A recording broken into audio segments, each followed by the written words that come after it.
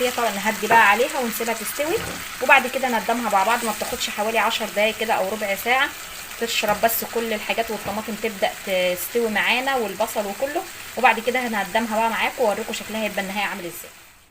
وزي ما احنا شايفين معانا اهوت ادي الطبق السجق بتاعنا. طبعا شايفين نسبه الزيوت اللي بتنزل منه، عشان كده بنقول نحط معلقه صغيره من الزيت.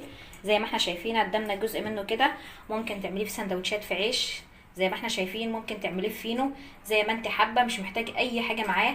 وطبعا بيتقدم معايا الجرجير، معايا هنا بطاطس محمره اهي زي ما احنا شايفين، وادي طبق الخيار، وادي طبق المخلل المشكل، على حسب كل واحد ما هو حابب.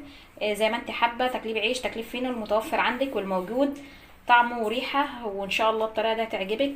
يا ريت لو عجبتك وصفه النهارده ما تنسيش تدعمينا بالاشتراك في القناه وتفعيل الجرس عشان يوصلكم كل جديد، واللايكات اللي بتشجعنا لمزيد من الفيديوهات. نشوفكم في فيديو جديد، والسلام عليكم ورحمه الله وبركاته.